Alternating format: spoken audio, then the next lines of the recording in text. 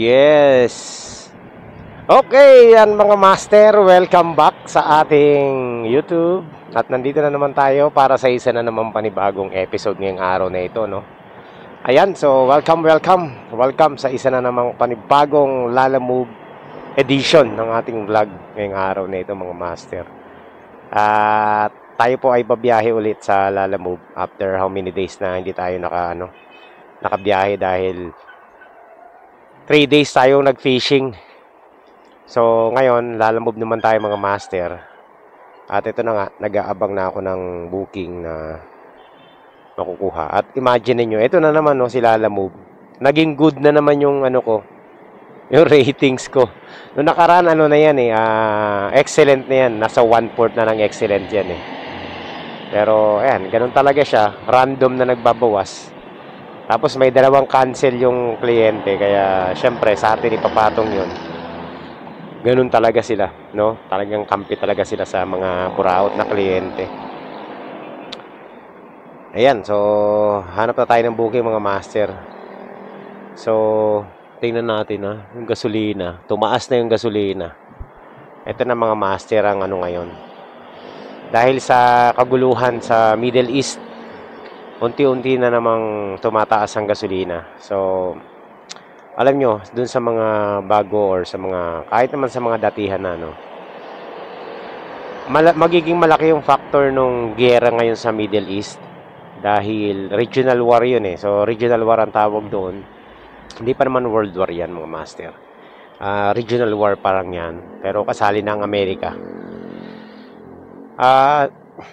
Magiging malaking epekto yung presyo ng langis dahil sa doon mismo dumadaan sa may strait na malapit sa Iran yung yung tawag nito, yung major shipping lines ng mga barko, ng mga tanker, ng mga oil gas depot dito sa may Gulf of Oman yan. Tapos itong strait na to, yan, nakikita nyo sa may Kazab.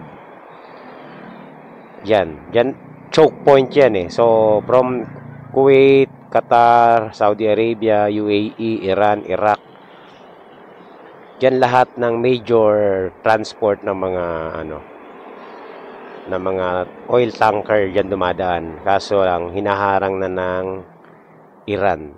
So, kaya yan ang magiging malaking balakid. So, kapag nangyayari ng mga master, kaya unti-unti na mag-spike up ang presyuhan ng crude barrel. So, malaking epekto ba yan sa mga kagaya natin mga rider? Maliliit na rider. Sobrang laki. Napakalaking epekto niyan kasi mga master, kapag ito tumaas yung gasolina, at ito sila alam mo, paburaot ng paburaot, no? Pababa naman ng pababa ng fare, wala ka nang kikitain. Talagang malabo ng kumita. Meron man, na lang siguro, break even na lang. Or swertihan na kung makakakontrata ka na lang. Kontratahan na lang ang labanan dyan. No? So ako, bibigyan ko kayo ng tip, mga master. Dati sabi ko, huwag ka mangontrata. Pero kung mangyayari yung ganyan, laban-laban na. Kontratahan na lang yan. Depende sa sitwasyon. Kasi kung lalaban ka ng parehas, talo ka. Dahil hindi naman parehas ang fare. No? Ngayon nga, hindi nga tumataas yung fare. Mababa pa rin eh. Diba?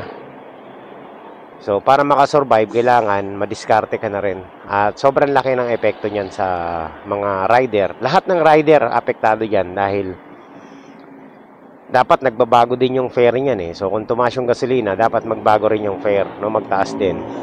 Kaso nangyayari, tumataas yung gasolina, yung fare bumababa, no, nagiging palugi. So, there's no way na kumita pa kung ganyan.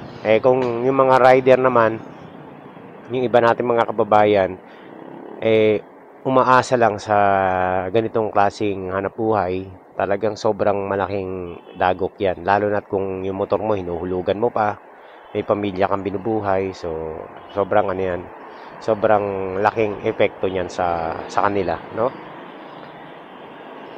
Noong nakaraan, 50, dito sa pinapagasan ko, noong nakaraan, 53 lang yan.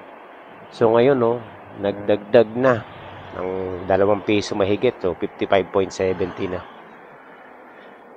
Kaya nga hindi na puno yung tangke ko ng 100 pesos. Sinagulat ako eh.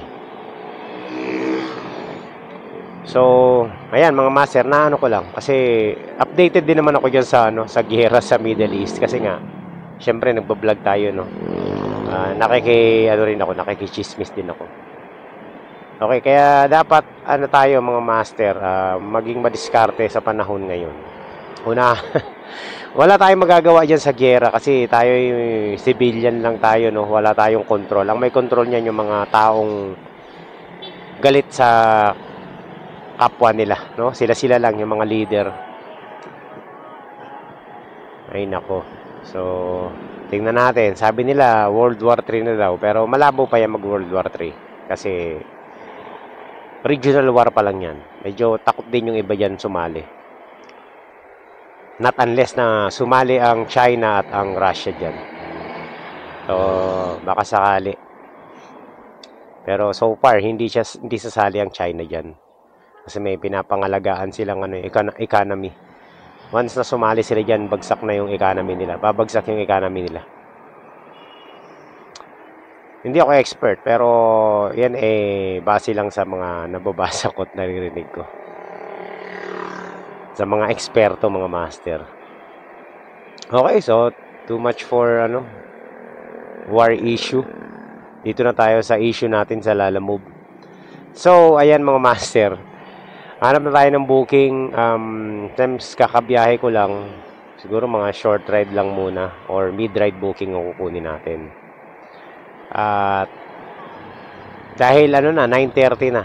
Medyo tanghali na rin. Pero kung makakachamba tayo ng medyo mataas, edi sige, tirahin natin yan.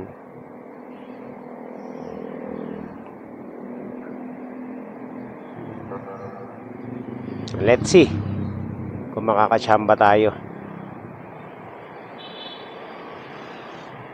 Update ko na lang kayo mamaya mga master. Meron na tayong booking mga master. Ayan, dito lang oh. Yan lang sa tapat. 50 pesos lang to. Short ride booking mga master. Let's go. Counterflowin na natin to.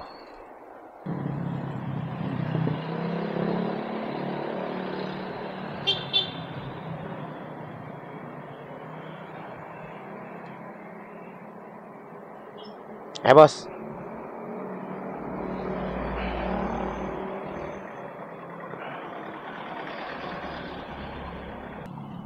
Alright, so 110 na tayo mga master. Short ride, 50 pesos. Kung ganito na ng ganito, 50 pesos, 50 pesos. Tapos malalapit lang. Okay na sa akin to. Mga 1 kilometer, 2 kilometers mga master. Panalo to. So, isa sa mga technique na gagawin nyo kapag nagmahal ang gasolina is mag-focus kayo sa mga short ride booking. Pangontra sana yan mga master sa mataas na gasolina. Short ride. Trust me. Proven and tested yan. Hindi kayo malulugi dyan. No? Short ride booking. Iwas muna sa mga long ride pag mataas ang gasolina. Not unless na talagang panalong panalo. Pero kung talo, huwag kayong papatol. Tip ko lang.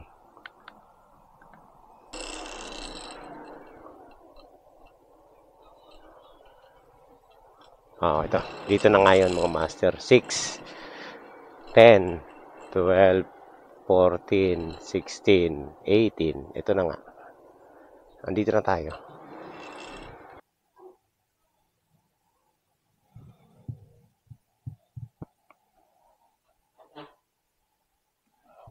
Ayan.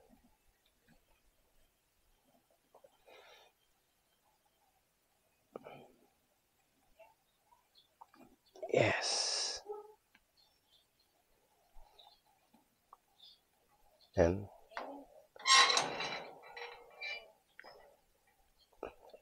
Ito ma'am, sukle. Okay na po. Sige, salamat po. Uy. Uy, yung bait ni ma'am. Thank you.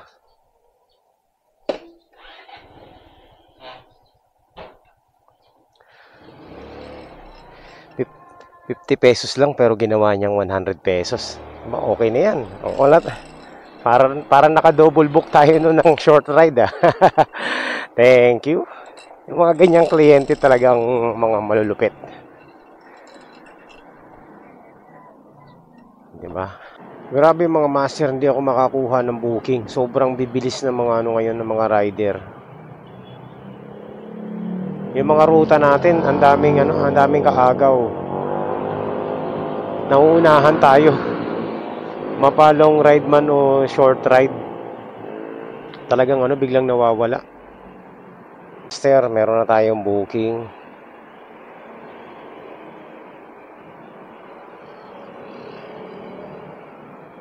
Ayan, Parañaque. Kunin natin. 95 pesos. Pwede na to. Medyo semi-short ride mga master. Lalamove.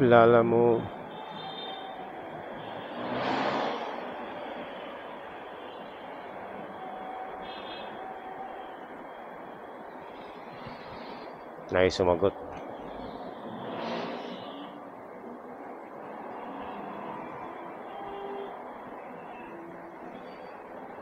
Tapos na pick up na pala, no? Lalamove.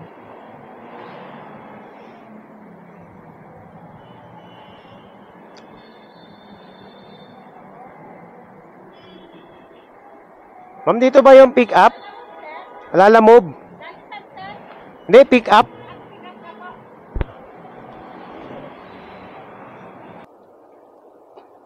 Sorry, madam.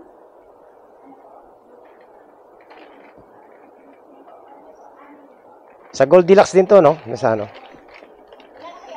Okay.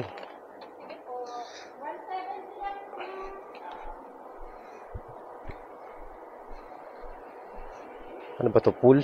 Pool. Sabi na pool eh. Ayan mga master.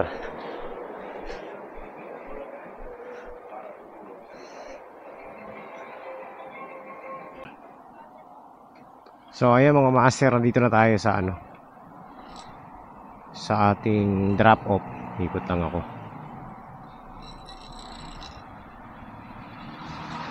Iber.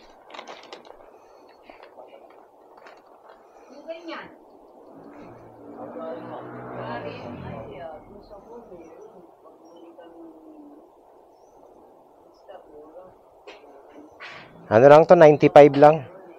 Oo.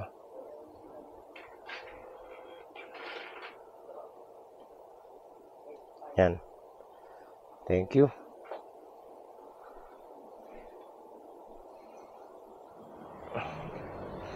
Okay. Quality mga master.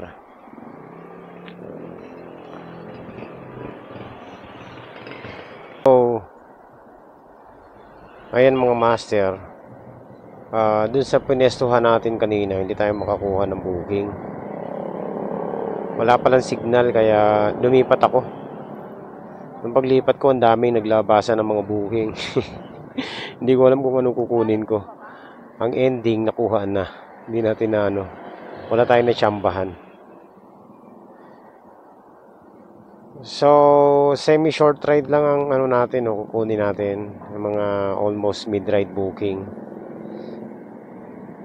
Tingnan natin. Hindi muna tayo lalayo kasi tanghali na eh. Sayang yung booking.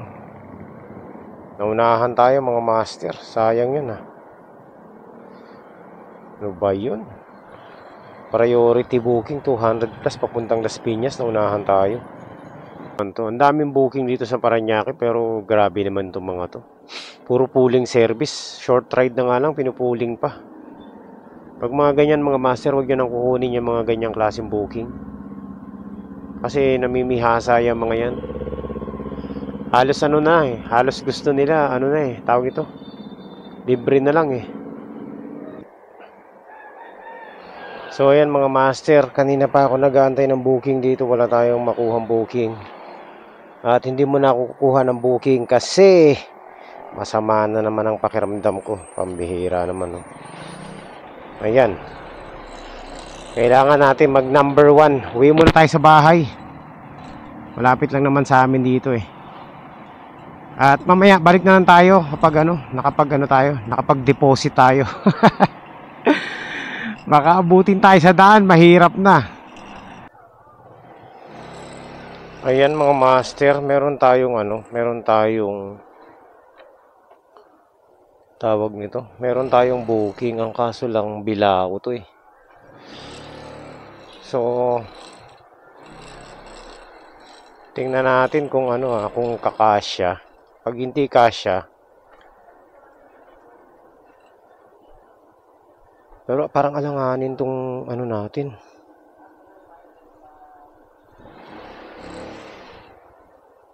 Alright. So ayun mga master, meron tayong pick up. Ngayon, hindi ko alam kung gaano kalaki to eh. Sabi kakanin daw. Okay naman tayo magdala ng kakanin, no? Basta maayos lang yung pagkakapak. Okay yan. 3 bilao. So, kaya natin gawa ng paraan to. 3 bilao na to eh. Magagawa natin ng paraan to. Nakiusap naman yung yung owner na magdadagdag na lang sila. Mukhang mali rin yung yung drop off location eh. Kakagaling ko lang sa bahay, nag-CR, tapos kumain. Ayan, meron na tayong booking. Single book lang to kasi pagkain. Tapos naka-priority naman, 189 pesos. Pero tingin ko mga master, dadagdagan to, no? Hula ko lang kasi pagkain eh. Saan yun? Dito na tayo mga master. Tingin ko dito, ito na nga yun. Pagkain. Hindi pwede si maliliit eh. Yung mga ganito, okay lang. Yan. Ayan, salamat naman at kasya.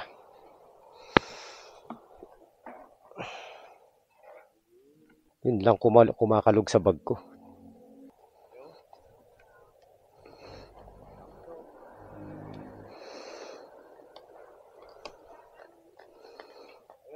Ayos.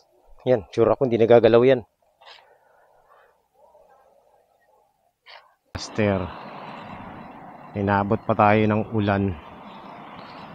Ano ba yan? Pero hindi, mukha namang hindi lalakas. Silong muna tayo. Hindi lalakas, parang lumalakas ah. Teka lang ah. Saan ba tayo si silong? Silong muna tayo. Mababasa ako. Dito. Pasilong.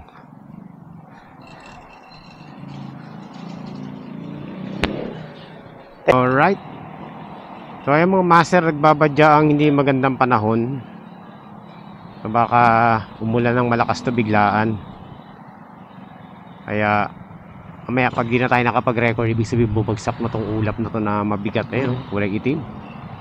Mga master, malapit-lapit na rin tayo sa ating drop off. Hindi naman bumagsak yung ulan, pero madilim pa rin. Hindi ko na kinuha yung kapote ko. Yan mga master, delivery. Nandito na tayo sa deliver lang ako pagkain.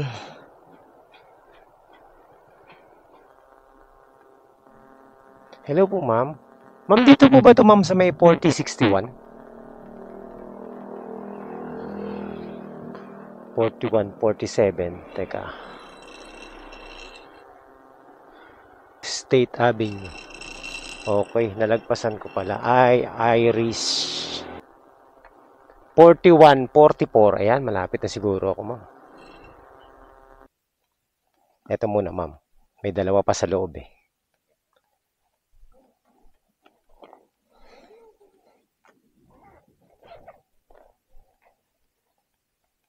Ay, huwag ka munang umulan. Hindi pa ako tapos.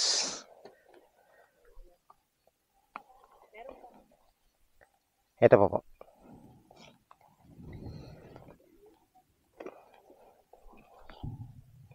Ito pa ma'am. May isa pa dito. Oo. Ayun. Sakto. Ano lang po? 189? Okay. Sige. Salamat ma'am. Thank you po.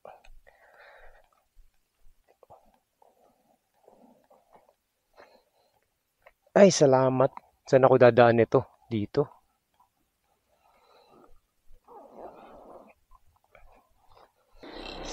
So, quality, sobrang quality yung biyahe natin ngayon. Ano kung bakit?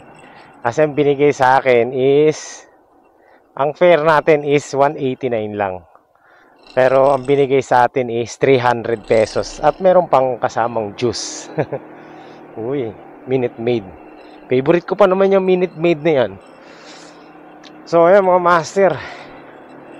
Panalo yung booking natin. No? Naka 300 tayo. Isang deliver lang. So, parang parang nangyari, double book pa rin. Alright, so yun mga master. Quality.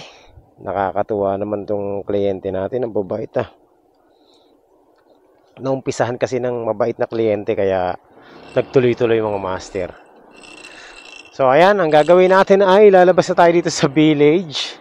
Maraming salamat pala kay ma'am no sa kanyang paano sa atin, pasobra tip. Tapos meron pa tayong juice. Tama-tama, nauuhaw ako, iinumin ko 'yan. Maraming salamat. Quality yung biyahe natin. Pag ganyan ang nakuha mong mga kliyente, nakakawala ng pagod mga master, no? Sana laging ganyan. Kaso lang hindi naman lahat ng kliyente ganyan. Talagang mga master, na maano mo lang tawag nito. Mabibilang mo lang sa daliri mo yung mga ganyang klaseng kliyente. Na-appreciate nila yung effort ng rider. Pero syempre, as a rider, kailangan huwag ka rin umasa, di ba? Basta do your job. Dali mo maayos yung parcel nila, bahala na sila, di ba? At least, matuwa sa atin yan, mga master. Tama ba itong pinagdaanan natin? Teka lang. Tama ba itong dinadaanan natin? Parang mali na. Naka-high demand. Yun, nadali natin mga mas go takoyaki. Patay tayo dyan, takoyaki to.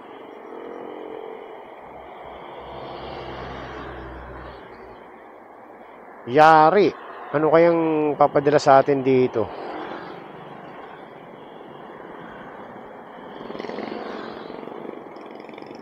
Sige, tingnan natin. Ay, alam ko na to mga master eh. Yung sa to? Tawag nito?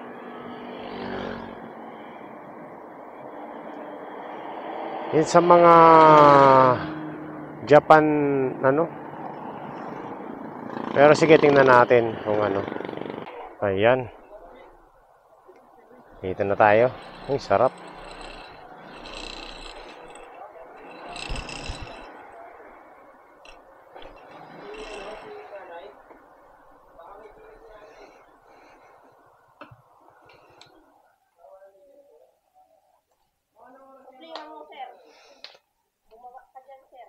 Pick up. Kaya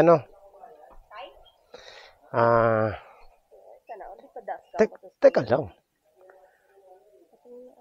Chris. Ay, kay Chris, wait lang.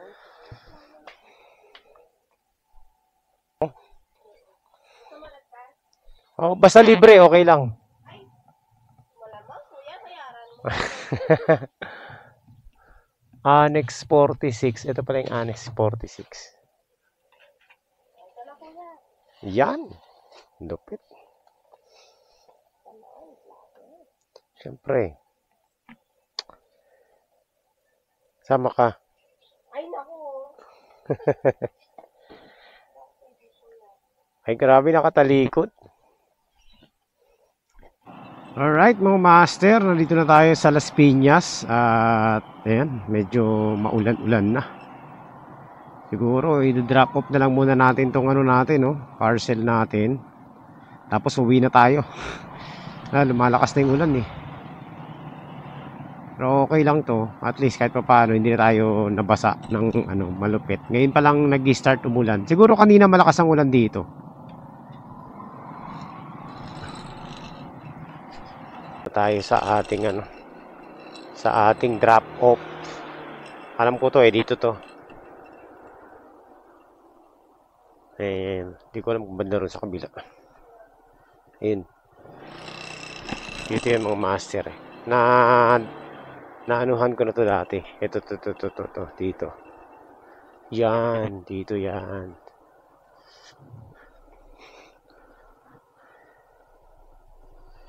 Tama ba? Tama to.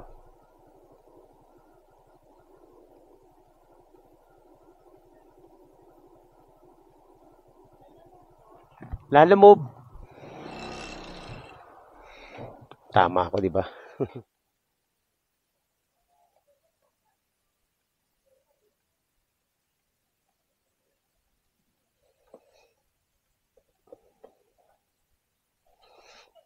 Yan.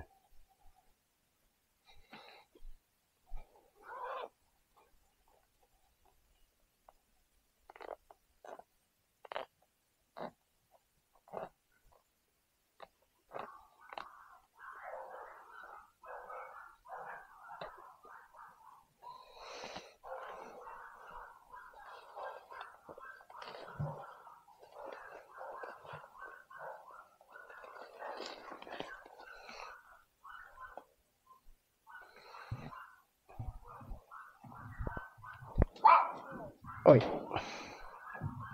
Okay. Thank you. Yun, 105. May sobra pa rin.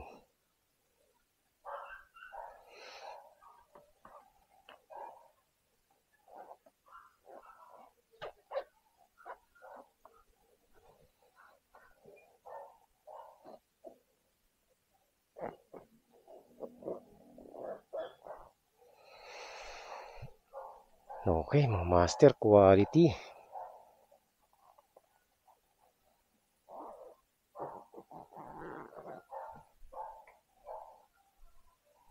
Okay.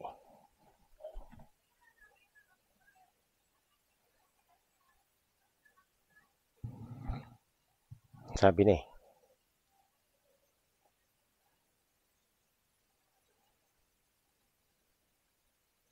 Alright.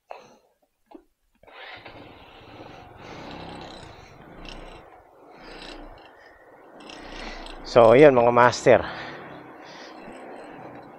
Na-drop off na natin. Same ano yan eh. Same pick up, same delivery. Last time yan din ako nagano. Pareho lang din yung pick up natin nung nakaraan.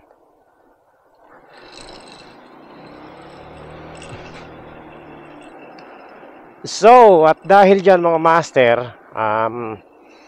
okay na ako, no? Hindi na ako bubiyahe. Tama na yun. Dahil dyan, assessment sa ating biyahe, yung mga short, quick ride natin eh napaganda pa, no? Naging katumbas nga ng mid-ride yung iba eh. Lalo ng isa naging katumbas ng ano, ng long ride. Imagine mo ginawang 300 pesos. Ang layo ng ano nun, ng katumbas ng mga master. So, quality yung ano, yung biyahe natin ngayon. Ayan, at dahil dyan, ako'y uuwi na. At babalik tayo sa susunod na session natin sa ating Lalamove serye. So, medyo matagal-tagal din tayong hindi bumiyahe mga master. At so far, maganda naman yung kinalabasan ng pagbabalik natin dito sa Lalamove. So, tandaan nyo yan mga master ha. Dun sa mga, gaya na sinabi ko kanina, ngayong tumataas na naman ang gasolina dahil sa kaguluhan dun sa Middle East, no? Ang tip ko sa inyo, mag-focus kayo sa mga short ride booking kasi yan yung panlaban sa mataas na fare. Sa mataas na price ng ano, gasolina. So, nagbabadya na naman tumaas ang gasolina ulit. Kanina tumaas na. At magbabadya na naman ng isang massive na pagtaas yan. So, mas magiging mahirap yan para sa mga riders na ano, tanggapin. Kasi yung fare naman nila Lalamove or kahit hindi lang sila Lalamove, kahit yung ibang mga courier service, ibang mga mototaxi, hindi naman nagtaas eh, no?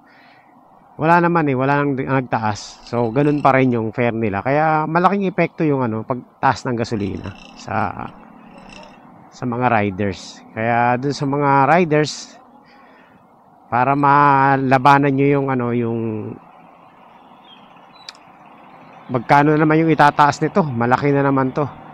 Para malabanan nyo yan, go for short ride muna, mid ride and short ride na magaganda yung fare. Kasi sigurado ako pag nag long ride talo na, no? So yun lang mga master, sana nakakuha kayo ng konting idea dito sa napag-usapan natin kanina. Alright, so magkita-kita tayo ulit sa susunod na updates. And maraming salamat po sa pagsama nyo rito sa biyahe natin. So pansamantala muna tayo magpapaalam sa inyo. At ayan, uuwi na ako. Kita-kits next time. God bless po sa inyo lahat. Ride safe, ingat lagi tayo sa ating mga biyahe.